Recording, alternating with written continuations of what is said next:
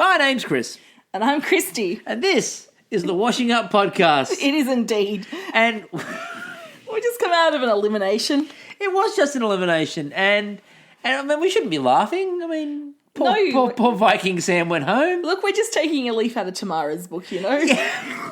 Keeping positive. Tamara, again, the most positive. I'm going to skip to that moment and then we're going to go back and talk about... There's a meteor hurtling towards Earth. And Tamara's like, oh no, the world's about to end. Oh dear. I just admire her positivity so much.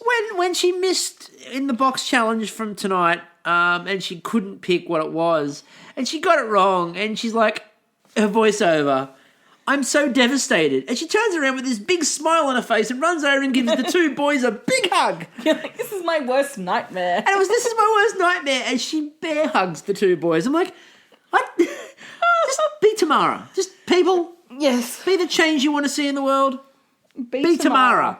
That's I think the first motto we take out of today. So this, of course, is the tail end of Yotam week. Indeed. So what we decided to do, obviously, is what we normally do. We go back and talk, first of all, about the team challenge. Mm-hmm. So Yotam's first challenge was this team vegetarian challenge. I know, but I like how they mind-fucked with them and brought them into a butcher shop. I know, that was crazy, and it wasn't creepy at all to see just George and Yotam standing there together. I know Yotam was like, hey, welcome to the butcher shop. And they're all like, this is weird because he likes vegetables. And the other thing that I thought was Gary and Matt in the cabinet. Has George finally snapped and gone, Yotam's mine. Well, I thought the other little aside we learnt was that they were in Sam's hood. Oh yeah, that was. He was talking about the fact that it was his hood. Yeah. I wanted to know, were the graffiti on the walls on the way in? Was that his handiwork? Oh, I think so. Quite possibly. Sam's a tagger from way back. But no, so Yotam got George to divide them up. He didn't push everyone around this time. He pointed. He loves a point, that George Columbaris. Yes, he was like blue green, blue green, blue green, blue green. That's like. Was he having a seizure? I think so. He was having a moment. He was having a senior's moment. Blue, green, blue, green, blue. You weren't there, man. You weren't there. So Team Blue ended up being Callan, Eloise, Ben, Ray, Eliza, Michelle, and Nicole. Mm-hmm. Team Green ends up being Samuel, Diana, Sarah, Carly, Sam, Aram, and Tamara. Now, they then have to pick a captain. Yes. So, Green Team, Samuel goes, yep, I'll do it. That's good. Captain, my captain. You've got to pick someone who's never been a captain before. That's fine. Mm-hmm. Blue team. Anyone? Callan, apparently. Look, it's fine, okay?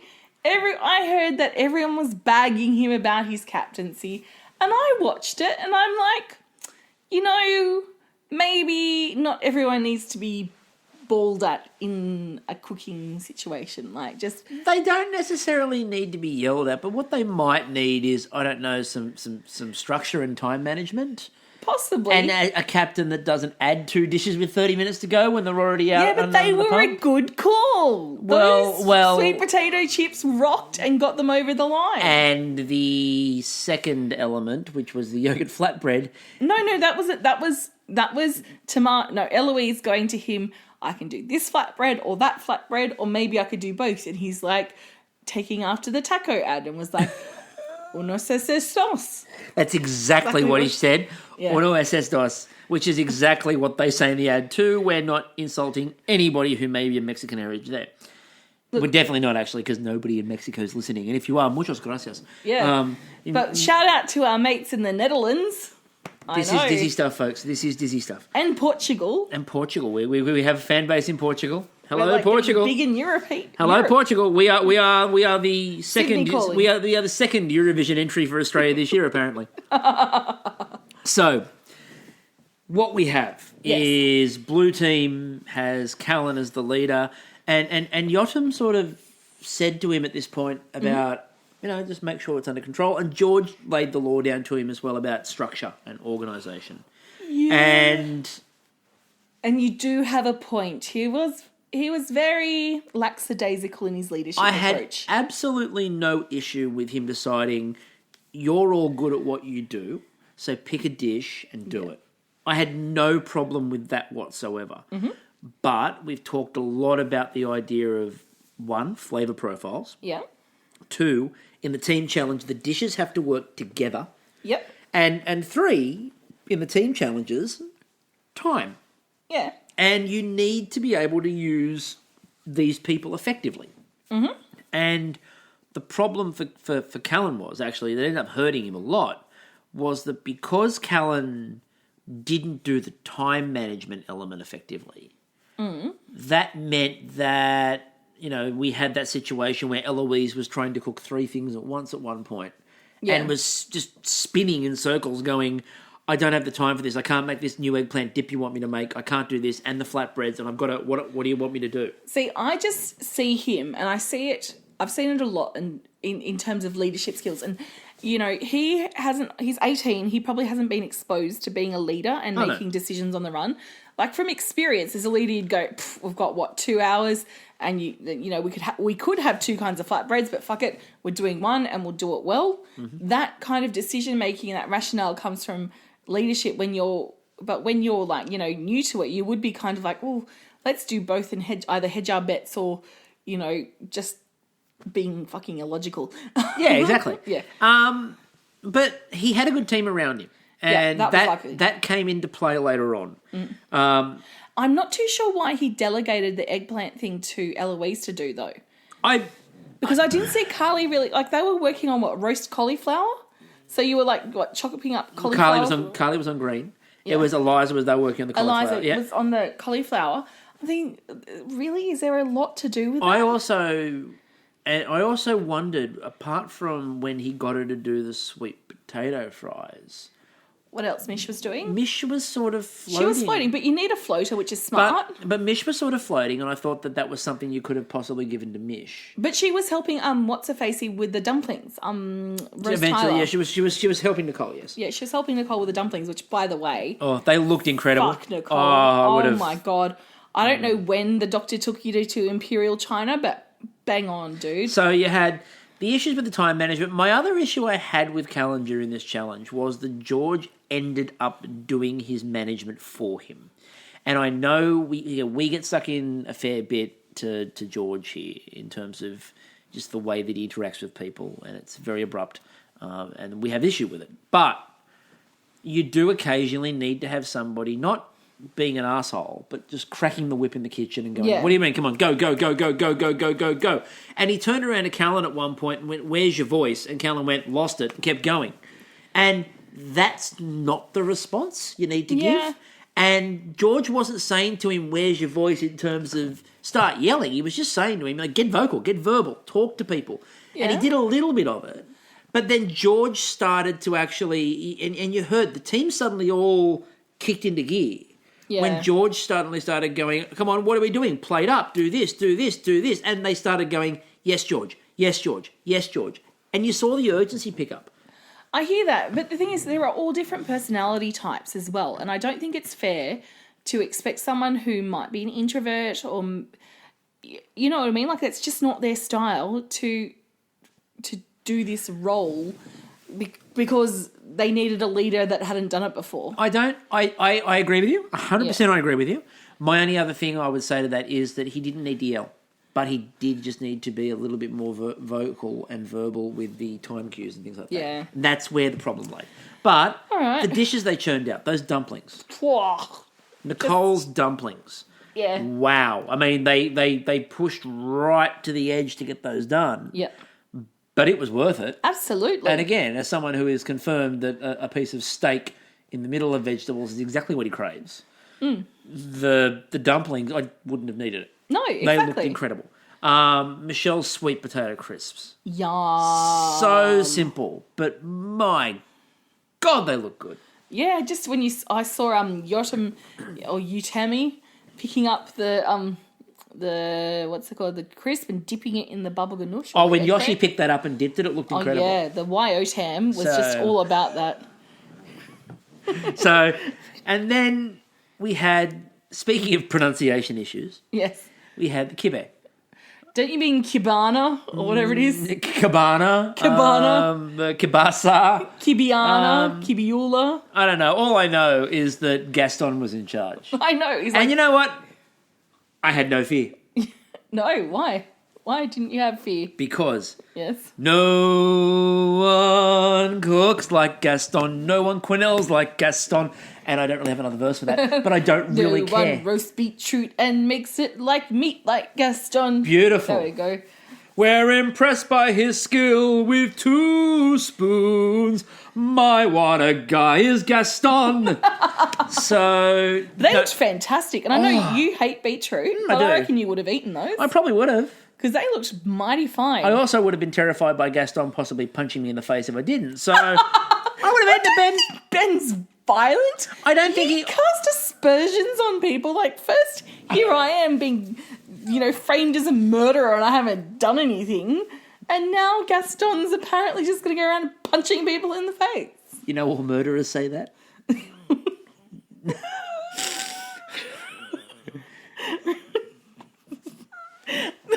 Back to the bloody podcast, Buchanan. See, you got nothing. You got no response.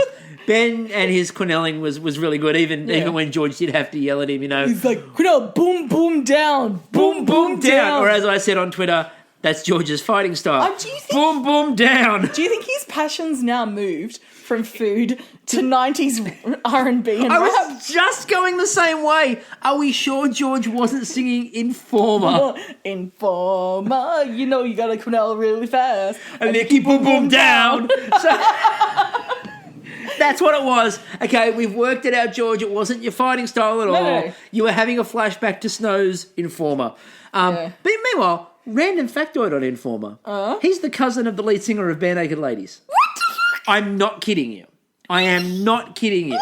Oh my God. He's Canadian. I mean, who would have thought that Snow was Canadian? Anyway, so... I was so sure he was from Cincinnati. This is the random knowledge I have in my head, people. Just keep that in mind. So let's talk about one more element we need to discuss. Which is? Surprise! Carrot surprise! On rewatch tonight. Some people grate the carrot, then stand there poking butter for a while. Ray was there, hardly moving. I fucking love Ray. He is, as Kira points out, Teflon Ray. I don't know what he was doing. I mean, look, Ray, please fill us in on the details on Twitter, because, you're hilarious on Twitter. Please fill us in on the details. But it just looked like the way they shot that, you'd grated some carrot into the pan, you'd put butter in the pan, it didn't even look like you'd turned the pan on, because the butter was still solid, and you were just poking the butter. I have a theory. It's a demon? No. It's about Ray and his children, okay? Okay. Ray is the Inspector Gadget of MasterChef, and his 2 kids are like Penny and Brain going around making everything work. Like he was just poking it, waiting for them to duck in the background. Thinking he's doing the right thing with his go Ray hand. So go Ray spatula. But it just looked really funny because everyone is a hive of activity, and Callan comes over to see what Ray's doing, and he's just poking butter with a spatula.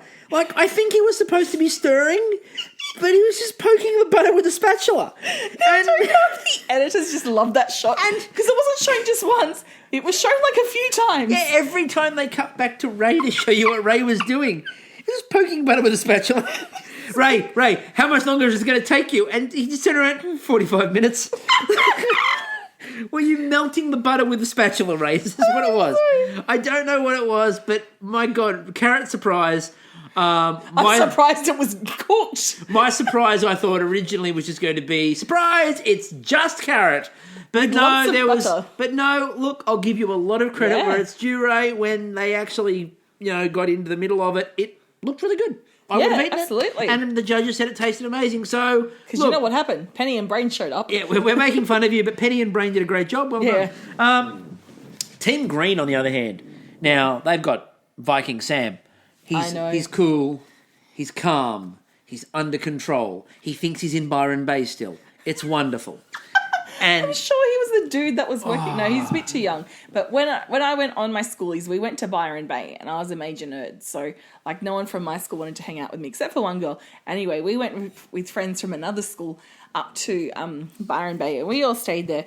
And there was this really hot guy living next door that would, like, with his Earthsea Pizza T-shirt. So we ate there a couple of times just to see the neighbour. So you went to the neighbour's pizzeria. Yeah. We were just too incompetent to be able to, like, do anything on that. But, it was the thought that counts. It was the thought that counts. We thought, awfully sophisticated. Exactly. And, of course, you were because you were in Byron. Yes. Anyway. Back Green team with Viking Sam at the helm. Mm-hmm. Everyone knew what they were doing. Yes. Everyone was working away feverishly. Yep. Sarah was her usual hive of activity. That woman, every time. Are we sure she's not AI? Like, she might be. She could be like, organic skin over an exoskeleton, like over a metal exoskeleton. I don't know. We have a few contestants who listen. So you guys, did you hear Sarah making any odd noises in the house? Was there a downtime? Did she ever say to you, rather than good night or stop talking to you, did she ever say end communication? Did she ever just secretly spin off to a corner to plug herself? I was about to say, did she ever seem to be attached to the wall socket? Please let us know, because that woman is a machine, and what a machine! And oh my God, they just looked incredible. And I like the fact that Yotam came over at one point and sampled the carrots. And by sampled, I mean just started taking them and eating them. Yeah, like, these are delicious. She's like, bitch, please, I've got 10 people to feed. On one hand, she's like that, but on the other hand, she's like, it's such a compliment. Yeah. It's such a compliment. So, Tamara then proved that she was, Tamara, with her mushroom tarts. Whoa. Again, I absolutely love mushrooms. If anyone was a winner last night, it was the mushrooms. Like, they were. If anyone was a winner, it was that sort of guy in that early 2000s commercial. Mm-hmm. Who, that's why they call them meat for vegetarians, because trying to convince us all that mushrooms were the next meat. Look, I remember around that time my mum came home with some huge field mushrooms. One for each of us. We all got some bacon, cheese, and a bit of chives on top. Oh, and fancy. They were grilled under the griller. And that was our pitiful dinner. It was quite disappointing. We never had it again. Yeah, we did that a few times, but ours were actually decent. Oh. Well, I told you the reason why I can't go on MasterChef is because I have no, generations of inspo to... No, you do. You really do. But it'd be for, anti-MasterChef. That's the point. You go on there with generations of, I don't want the history of the world to repeat the mistakes. I've come to rectify to make restitution for my family's crimes against food. The first thing I'm going to make, stroganoff.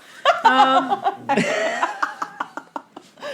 Mum, I love you. I'm glad you don't know how to use... Hey, Alice, love you. She doesn't know how to use technology. Hey, Alice, love you, but I've had the stroganoff. So with that in mind, we'll come back to everyone's working away feverishly, and they keep on mentioning, Diana's got the halloumi covered. Diana's got the halloumi covered. Diana's got the halloumi covered. And then they go, she doesn't want to cook it too early because it'll get solid. And that's right. That's right. And then they start cooking the halloumi, and it's fairly late when they start cooking the halloumi. And then they're like, we need to come up with what we're going to do. Oh, we'll do a compote on the top of it. It'd be great. No. She started the compote beforehand, and she was like, it's a bit tart. I need to work on something to sweeten it up. And then they never did. But she never did. And then they were like, we're just going to put it on there. And then because she said, it's a bit tart still, and I need to balance it up, but I just decide I'm going to go with it. And that's never a good sentence. Surely there's some honey around, or you could pop some orange juice in it, or I don't know, there's got to be...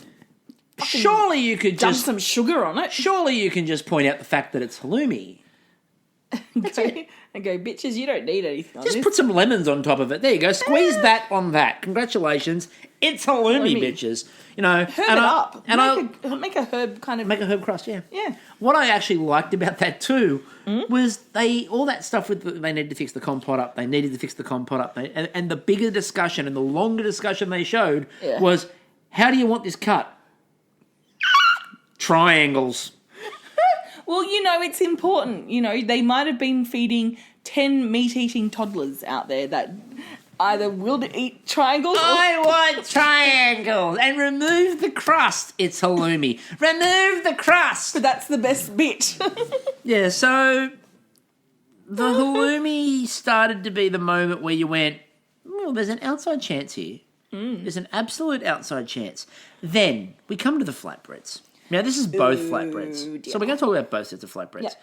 Now, there was a bit of a discussion online last night about the flatbread. Alison Frames Yes. was talking about, from her MasterChef experience and two just from her cooking experience, was talking about the fact that getting the pan up to the right temperature outdoors is nearly impossible. Absolutely, particularly when you're, trying to heat it up on a grill as well, weren't they? Well, they both tried the grill. And the interesting part was that... Tamara's worked fine. Well, Eloise's worked pretty well. Yep. Then, for some reason, Sam's wasn't working. No, and I really have to question the equipment on that. It did look like the grill wasn't heating to the point that the other one was. Yeah, or maybe he put cold oil on it. Or... The other issue is maybe there was a difference in mixtures and the mixtures weren't reacting. Yeah. That's the other possibility. But Tamara... no, I'm doing it. Now, Eloise's flatbreads came out really well, the normal ones. Yep. And then the yogurt ones were burnt a little bit and they weren't cooking all the way through. See, I think she could have given a bit of pushback to her and said, look, Callan, having the yogurt ones, not cool. Let's just... And she sort of, in her voiceovers, she was sort of talking about the fact that she didn't really think they needed to. Yeah, and she should have... And she probably should have voiced that back. She probably should have raised that with him. Because true leadership is listening to your team and responding in kind. Indeed it is. Yes, I'm just going to sip my kombucha tea as we speak. You enjoy that, and while you sip your kombucha tea, I'll talk about the fact that Sam's flatbread looked not like bread, or flat for that matter. It kind of looked like the sad roti that you see at like food court. Yes, it's a Indian food court diners. Indian where they're literally just throwing together some roti at the last minute. And it's like 15 minutes to closing time and everything's like half price on special. Yeah. And the roti is just roast not. Yeah, I know exactly what sort of roti you're talking about. Yeah, it's rotnay. It's just sort of falling apart. It's peeling a little bit. It's not really cooked. Yeah. And it was sadness. And at that point, you're like, well, I don't know if Blue's got a weakness in their dishes. My only thought of a weakness was carrot surprise. Have to be honest with you. But then the judges turn around when they're tasting it and go, this. They said the flavour was really good. Yep. So that was incredible. Then we got to the judging. And they go and taste the first dish for the Blues, and that's great. And the second, and the third, and the next one, and the next one. And they do the run of the dishes. And the only thing they can criticise is the yogurt flatbread. That is the only thing they've got to criticise at this point in time. Then they get to the green team. Yeah. Carrots are great. The carrots were wonderful. The mushroom tarts were fantastic. Brilliant. Then they get to the halloumi. And that's a halloumi. Like, they just want to give it away. The halloumi was a nightmare. Yeah. And then after the halloumi was a bit of a nightmare, the flatbreads. And before you know it, green team is clearly in trouble. Yep. And you could just see on Yotam's face is that, he's not disappointed. He's just sad for them. Like, he really does feel for the guys. Yeah. Yotam was very disappointed. Yotam was he was disappointed because he had high hopes. He did. And then the more he tasted it, it just got worse and worse and worse and worse. So, out of all of that, we suddenly got a situation where Callan, amazingly, did not lead his team to elimination. No, but the thing is, they're all great cooks and he trusted in them. Yep. And again, look, the overall principle eventually worked out. Exactly. But I still think that it was more his team. Yeah, and in hindsight, he's probably learned a lot from it and would know if he had to lead a team again, okay, we're only going to do one thing. If we've got a choice of two, be more kind of specific about what he will he'll dictate to say yes and no to, as well as what what additives. So I mean, his calls about making the chips and the dip were spot on. Yep. So he's got some potential there, and I think it's just going to be experience. I think that he got where he needed to be eventually. It was a challenge. I mean, some of us are born leaders. I mean, some of us knew that they should be the shearer in kindergarten and dictate who should be what, including my best friend who told me like years later she never understood why she was always swift wind. And I'm like, that's because you're with me all the time so we can hang. And she couldn't understand that. She's like, I wanted to be Glimmer or like Caster Speller and you're making me Swiftwind. I'm like, yeah, but that means you get to hang out with me as we go and get the guys and lock them up in the Castle Grayskull because they were playing He-Man. I at school I ended up in the lead of like every school performance we did. Of course you did. Including writing the last one myself. Oh, a awesome. parody of Man Oh Man called Boy Oh Boy. Oh dear. Where I played Rob Guest and it finished with me being pushed into a swimming pool. Oh, I've got a funny anecdote about Man Oh Man. Go for it. So, for those who don't know, Man Oh Man was a 90s kind of like funny... Came from Europe, so, those in Portugal will probably recognise it. Hi, Portugal. Was a game show where a woman could find a date. And anyway, there was 3 guys and there was this game that was, you have to, the strongman thing where you have to hit the paddle and it makes it go up and ding the bell. Well, we're sitting there at my friend's house waiting to go to basketball one night and her younger brother goes, because, 2 guys did it and one guy failed miserably. And he goes, oh, he didn't win because he's the only one who couldn't get it up. Oh, dear. We're all pissing ourselves laughing. And this 9-year-old kid is just sitting there like, with that half smile of, I've said something funny and I have no fucking idea what I just said. I don't know what was funny, but it was hilarious. Yes. So... Back at MasterChef. So we get into blacks and everyone goes through the challenge and it's the identify what that is challenge. But we're identifying those little light boxes. Yeah, we're identifying it through cross sections and Samuel does talk about the fact that about putting his finger on the box to make it light up, which was interesting. Yes, and now Kira did ask which poor work experience kid had to do the slicing, and I proffered that it was probably Trent. And which Trent replied, they don't know I'm still around. So, quite feasibly, it's Trent.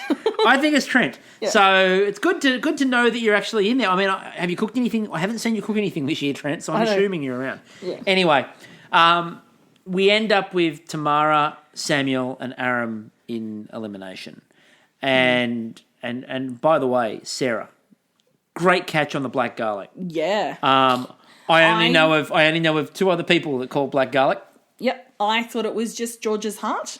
You did? You called George's heart? Yeah. Myself and... Surprised I was wrong. Myself and Beck Pobji called black garlic. And then when Ben went, who would have called that? And I'm like, I did. I really did, Ben. So did Beck. Look at us. We're people who know our cross-sections of food. That's great. Good, because if we ever come across that kind of game and it's life or death, we're sweet. So if we ever find a cross-section of a food laying on the ground, I'll know what it is. Yes, thank God. That's amazing. So you had to then cook your elimination dish out of what was around. Mm-hmm. Now, I was not impressed with the dishes, and that's not against the people cooking it. Aram impressed me. At first, when he was talking about it, I'm like, oh, yes, going to use apple. But he used apple in a lot of inventive, cool ways. I liked what he did with the apple. I liked the other thing too. I loved what he did when he decided to do those apple chips. Yeah. And then he crisped them up, and they went a bit darker than anticipated. And he's like, and of course the judges walk over. And the judges walk over. And what I loved is he used a philosophy that one of my former bosses once used. Bullshit baffles brains every time. Yes, that's exactly how I Because he took them out and they're like, you pushed those a bit too far. Is that what you expected? And he paused and went, yep, that's exactly what I was after. And they're like, we're a bit worried. It might taste a bit bitter. Is it a bit bitter? And he goes, no, I've tasted them. They're fine. And his voiceover, I haven't tasted them. It's like, Aaron. But I don't have any time. Just got off and at that point, I worked out how he got around the visa control. Yes. Is your visa up? No, the paperwork's just over there. Have a look at it. You'll see it. No, that's not a 7. That's a 9. It's to 2019. Yeah, I know. It's wonderful. Now, I loved what he did. And Tamara did a nectarine tart. Yep. Now, and Yotam decided that he didn't particularly like the flavour of nectarine because he thought there wasn't enough to it. Now, she added a little bit of apple. She added a few other flavours to it. So I love nectarines. They're not bad. They're not as flavourful as some other fruits, but I wouldn't go, oh, there's no flavour there. Mr. Advocate for, fruit and veggie here. Yeah. Just, Here am I, I'm backing nectarine. You're backing nectarines and he's bagging nectarines. And he's supposed to be heroing fruit all over the place. I'm disappointed in him. Yeah. And the nectarine tart, again, Tamara's quite good at doing those sorts of things. So I had the mushroom tart she did. Yeah, the mushroom tart, exactly. So she'd done 2 in 2. Yep. And I was fairly confident that Tamara would be okay. Samuel. But you can never be sure between the 3 of them because, Tamara's been in more white. Yeah, she's been challenging for the pin a lot. And it was Eloise who won it. That's right. Why am I getting those 2 mixed up? I don't know. Oh, I'm just spesh. So, it could have been, and whereas Aram's had more off days than the other 2, but when Aram's off, he's really off. But when Aram's really on, he's good. Yes. He's very much he's either an all or nothing sort of guy. Yeah, and tonight it was all. So. Definitely he was all. Now, Samuel, we have to talk a bit more about Viking Sam. His long boots nice and clean, Viking Sam. And he made something that wasn't nectarine. Viking Sam. And what he actually made was a ridiculously shallow tart. I don't like my tarts shallow, I like depth. I know, that's why you're with me. But ching. Beautiful work. He made, and Callan pointed it out, he's like, that's really shallow, there's not a lot of mixture in there, it's just a lot of pastry. And it was a lot of pastry with a little bit of onion and a little bit of cheese, and it was vegetarian again, and my response was that every time he mentioned that vegetarian food was wonderful and spectacular, I posted another gif of Ron Swanson talking about bacon. You did. And I did, and I'm going to continue as such. So from now on, the rest of the competition, every time somebody mentions that vegetarian food is a wonderful thing, Ron Swanson is coming for you. So I kind of thought that Samuel was in trouble, and he was. Yeah. Now, what that goes to show is this wasn't a good episode for captains. No. Both captains had a really bad time of it. One captain was rescued by the rest of his team. The other captain couldn't be rescued by his team because it wasn't the team point by that stage. And to be honest with you, Samuel didn't do a bad job of captaincy. No, he was pretty on the board. He was very good at organising everyone and keeping them motivated and the time calls and stuff. But, I think with his captaincy, there wasn't a lot of him going around tasting things in time. Does that make sense? It seemed to be at the last minute he started taking more of an interest in what people's food tasted like. Yeah. Because that's when he picked up, and even then, when he tasted Diana's plum sauce, he's like, that's tart, but didn't do anything about it. Didn't come up with a suggestion, didn't say how he could possibly fix it. Or didn't call someone over, say Tamara, and go, what would you suggest? And when the flatbread wasn't working, he didn't really have a solution either. No. It was left to Sam, and Sam ended up having to go with the pans, and that was where he sort of butchered it up a little bit, and that's where it didn't work, and it probably got them to elimination in the first place. Yep. So, again, he wasn't good in the challenge and tonight, and that's why he ended up going home. Yeah. But we're going to miss him.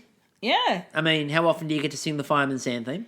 With Vikings. With Vikings instead. Yeah. That's a bit disappointing. The good news is what we have now done is we've fixed up that whole, we've got 2 people called Ben and 2 people called Sam. Yes. So for the sake of our discussion and our conversation, it's a lot easier. This show just got a lot easier. Having said that, we no longer even call Ben Ben. He's Gaston. is Gaston, and he will be Gaston for the rest of time. Yes. So I'm still waiting for Rose Tyler to catch on for Nicole, but I don't think thank it's you to. for, and we have to mention before we go as well, Nicole winning something. Oh yeah, good on you, Nicole. I've never seen anyone happier to win a thing in their life. A little dancing and bouncing up and down. She did the shimmy. dance like that. What's that? You're that about runner? yeah. Yiddicky. What's her name? Michelle Yenike. Yeah, Michelle Yedicke. She did the Michelle Yenike sort of wiggle dance. Yeah. Which look, she's perfectly entitled to do. I would. She's perfectly entitled to do that. Yeah. And I think that's I mean I think it was good for her to win something because she's missed out. And you can't go that long without winning a challenge, and you really can't go that long where every night you have to fight for your life.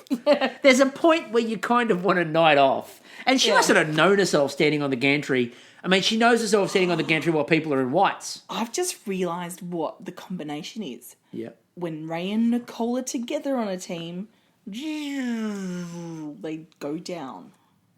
I'm pretty sure. Except not like that. Ray was on her team for this challenge.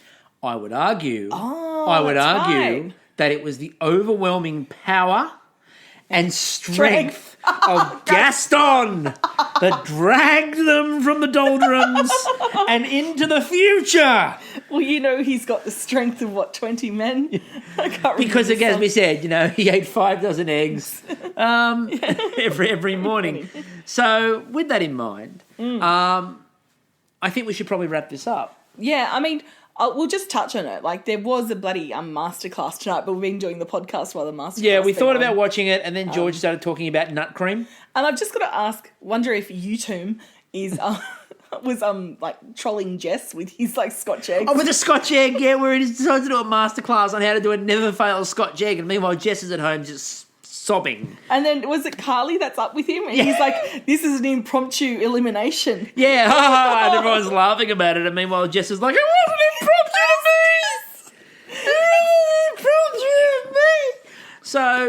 So with that in mind, I mean, we should probably head off. I mean, I was going to call Ben. Yeah. I was going to give Gaston a call. We just ran out of time, really. But yeah, look, we'll do that later. I got too many anecdotes and we'll wait till next week. Look, I don't think the public want to hear from Gaston anyway. We're going to give him a call, but we've decided not to. Yeah, not So we'll do that a bit later. It's got a bit late now. Yeah, anyway, it is a bit late, and we've got Kat looking at us who's wants to be fed, even though she's already been fed once before. And had gelato. Yes, she ate your gelato too. By the way, if you check out my Twitter feed at RedDwarf40, the gelato that we had this evening from The Scoop at Campbelltown is sensational. So with that in mind, my name's Chris. I'm Christy. And we'll catch you all later. Ciao.